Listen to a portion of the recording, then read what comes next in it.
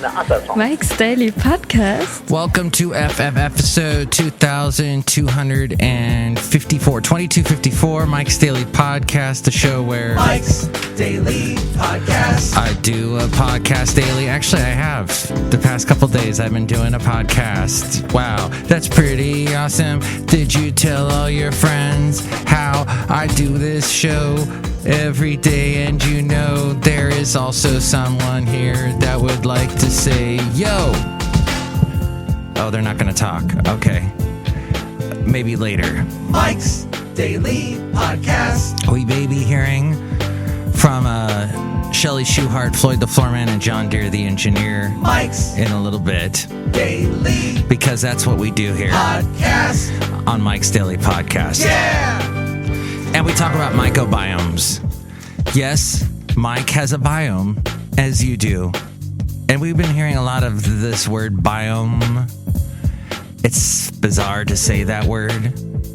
But yes, it exists. And apparently you have a skin biome. There was some guy that we heard all about with all this people not taking as many showers because they're working from home stuff. And so this one guy was like, oh yeah, it's okay not to take so many showers because you're washing off all these incredible, helpful bacterial biomes on your skin that naturally fight off and kill all kinds of deadly things that get on your skin every day. Thank you.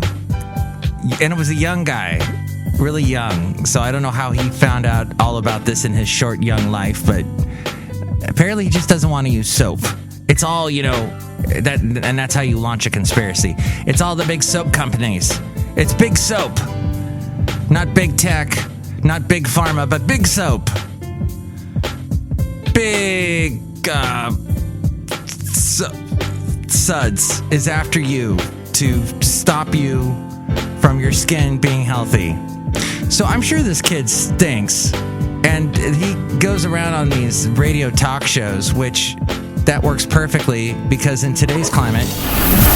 And here's today's podcast picture. You don't have anybody in the same studio anymore because the coronavirus stopped that, put the kibosh on that. People don't sit in the same studio like they used to and do shows.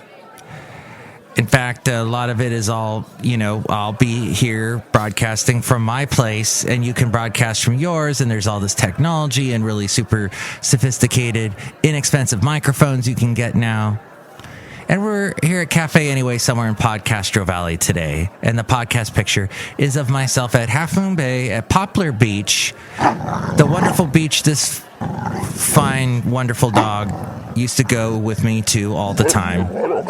It was our regular place. I would let him loose off his leash, and he would run and run and run and chase after the seagulls. And he's been gone now for almost a year. And we finally went back to the place where he used to run free and chase the waves, chase the birds, and have a wonderful time. And he I had been back last December on a horse. My lovely lady friend and I rode horses in Half Moon Bay. And that's a lot of fun. It is a lot of work, though. You really engage your core, as the guy over there at that health place tells you to do, at the place where you have to work out and sweat. But you still got to wear a mask. Unless you've been vaccinated. Then you don't have to wear a mask, apparently. Or maybe it's the yoga instructor that tells you to engage your core. Which, by the way, I had to tell my local yoga people, which I'm so glad they survived through the pandemic, but I just don't want to get their emails anymore. So I unsubscribe, right? And then they ask me all these questions. Okay, maybe it was 2 questions. But it was just like, why are you unsubscribing? And they give you like 5 choices. And none of them really fit why. I just felt like unsubscribing. And then I also felt like not answering their questions. Well, they wouldn't let me unsubscribe unless I answered their questions. So then I wrote other, right? And then you have to comment. They don't let you unsubscribe unless you then comment if you click on other. So under that, in the comment section, I said, when you unsubscribe, when you tell and if you're a company and you send out emails to people, mass emails, you got to give them the opportunity to unsubscribe. I said to them, you should just let me unsubscribe without no questions asked, without any questions involved in this transaction. I should be allowed to just unsubscribe. By having me answer all these questions, you are in fact breaking the law. And I wrote that all in upper caps, and I hope I got my point across to the poor yoga people that were just trying to relax and do a downward dog and not have to be messed with Mike Matthews today or his microbiome. But yes, that's me out there on the beach, and you can see the picture at MikesDailyPodcast.com. What a sunset. Half Moon Bay last Wednesday. By the way, there's a podcast picture that I will be posting on the sad anniversary of the passing of Basil the Boxer. And I'm going to post this picture, and it's going to cause all kinds of waves. It's going to cause all kinds of people who have not listened to this podcast, but maybe they see me post the podcast, because I have not said on social media that my dog passed away, because when people do that, to me, it looks like a popularity contest. And it looks like, oh, how much sympathy can I get? And so I have said, of course, on this podcast many a time that Basil passed away. And there are people that are going to see the picture, and it's going to be me. It's going to be a very touching. Even talking about it, I want to tear up. But it's a picture that my lovely lady friend took of me last week, doing something in honor of Basil. And when I post that picture, people are going to know. And I'm not even going to put any words on it, not going to caption it, nothing. I'm just going to post it, and people are going to figure it out then. Because I still get people saying to me, "How's Basil doing?" Hello. They're not really friends. I think my whole point is you got to be careful of who you call your friends in this world. As we go outside a cafe anyway, where we bring you Mike's Daily Podcast somewhere in Podcaster Valley. You know, you've heard this over and over again, even back when there was MySpace. Oh, I've got 1,000 friends. Yeah, but are they really friends? Do they really, all they care about, they look at your picture for half a second, whatever your picture was you posted on Instagram or Facebook, and they're not really your friends. And that's just the whole thing I find interesting in today's world. Some people take it to such an extreme, they're not even on social media because they don't want any fake friends like that. Hey, last podcast we talked about fake meat, and today it's fake friends. Watch out for that. So there's this microbiome. It is basically a thing happening, bacteria and fungi in your microbiome. They interact with each other. If you take a broad spectrum antibiotic for an infection, it can kill the bacteria in your gut. Without good bacteria to keep Candida albicans yeast in check, and it can become invasive and cause all kinds of infections with the mouth and other places. The study of the fungi inside us is in its early days. It has been called microbiome. New technology is aiding research in this area. Now, here's how to test your microbiome. Some companies sell microbiome test kits directly to consumers. These mainly test for gut bacteria in your, that gift you leave every day, every morning, maybe after your morning coffee. Let's see, there's Aubrey Phelps. She's the director of wellness at BIOHM Health, or Biome, I guess is how you would say that. Said some common fungi in the gift that you drop off. There's tests for that. And there's all kinds of things you can look out for. Something called Pichia. It's a yeast that may actually be good for you. And there's something called Aspergillus. It's a harmful mold that contaminates some food, such as corn. And also it contaminates damp buildings.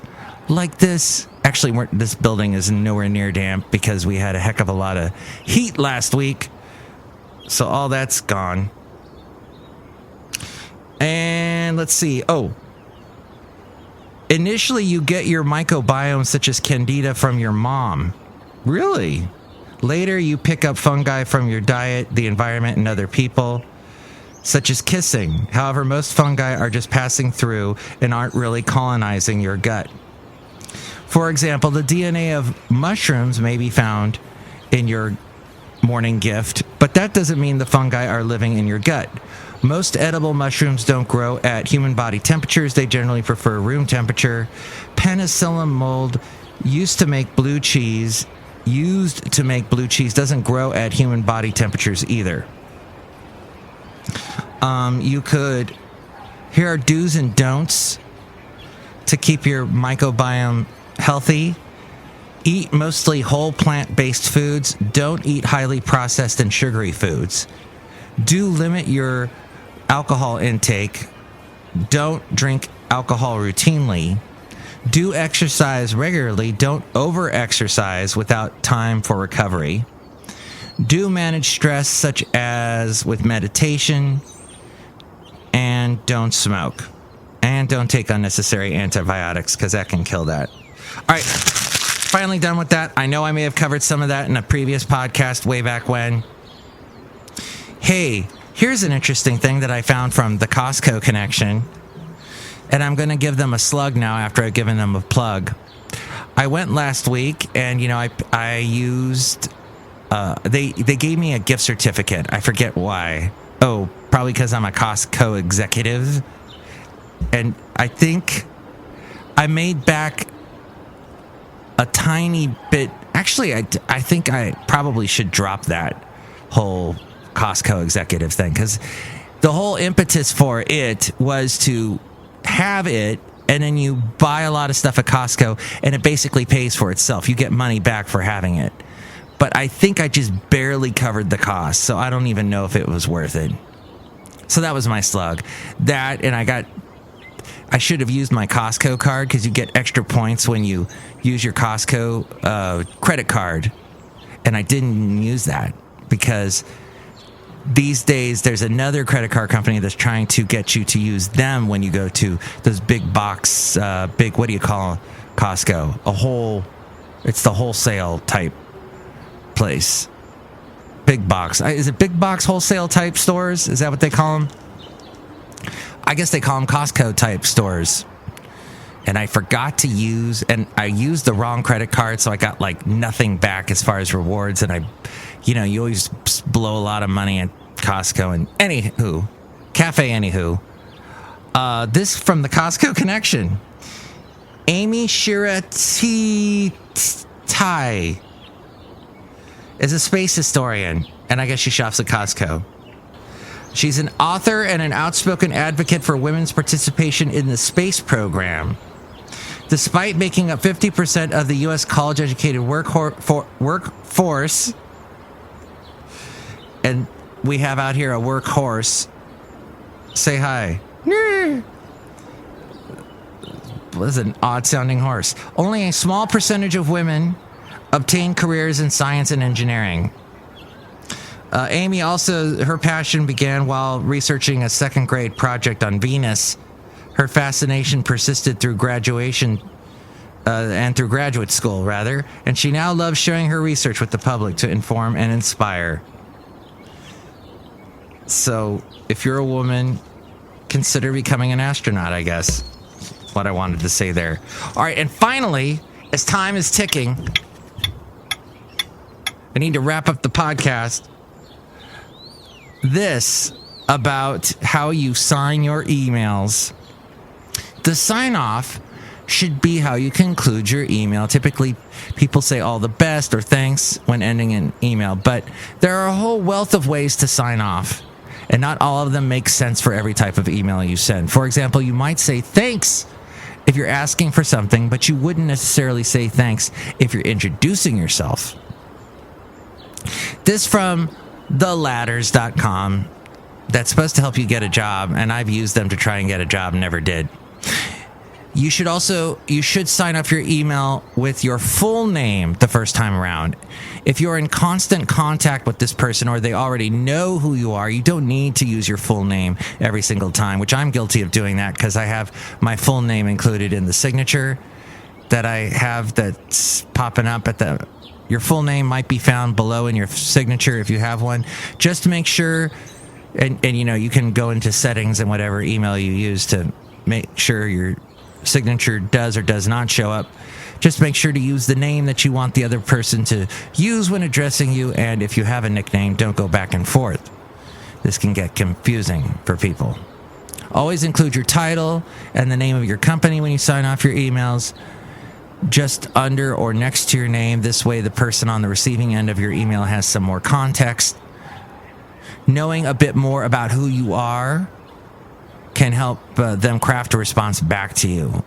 Again, like your name, you don't need to do this every single time you sign off an email. And also, like your name, this information will likely be in your automatic signature. Your contact information may feel redundant, but it's important to share, include the email you prefer to use, even if it's the one from which you're sending the email. Include that email address. In most cases, you should include your email and phone number. In some cases, however, you may need to include your company's address or social media handles. If you'd like, many people have started adding their pronouns to their email sign-offs. This all has to do with, of course, gender identity, because many people have gender-neutral names. This can be a huge help for anyone if you are cisgender, for example. More importantly, because gender is an expression, not everyone who has a traditionally male or female name identifies with the corresponding he, him, his, or she, her, hers gender pronouns. Some people even use gender-neutral pronouns, so this is an easy way of sharing those to set the precedent. I have not seen that yet, but that's because I am in the very sheltered world of radio. Okay, and then if you're feeling grateful, if you're genuinely thanking the recipient for something, even their time, there are many ways to say thank you, but not saying thank you because everybody says it. You could say much appreciated or something with the word appreciate in there. You could say gratitude. Also, it's good to be friendly with your sign-offs. That goes a long, long way. There's sincerely, but there's also like have a great day. Have a great weekend. I see that a lot. Oh, here's one. Here's to a great, and then you say whatever the day is. Today is Monday. No, wait. Tuesday. Gosh. And I've been able to do 2 podcasts in a row. So this show is actually daily again. Yay! Slow hand clap. That was sped up slightly. Wow. They say maybe you should use the I owe you one? No. You're a lifesaver? Then there's all the casual ones like cheers, chat soon, peace, later, see ya. You rock, you're the best, ciao, adios. Hope you're making it through your Tuesday or whatever day. If you want to be formal, there's regards, best regards, warm regards, cordially. I'm a cordial type of guy. Maybe that would be good for me to use. Cordially. Respectfully. Warm wishes. And then to wish them the best. Best wishes. That's a common one. Some people use sending light, sending good vibes, sending positive vibes. Keep up the good work. That sometimes is a little forced. Keep up the good work, buddy. Oh, yeah, that'd be a good one. Buddy. Thanks, buddy. And then there's ones like good luck, keep it up, you've got this, you're going to kill it. Wow. I feel bad for whatever the it is.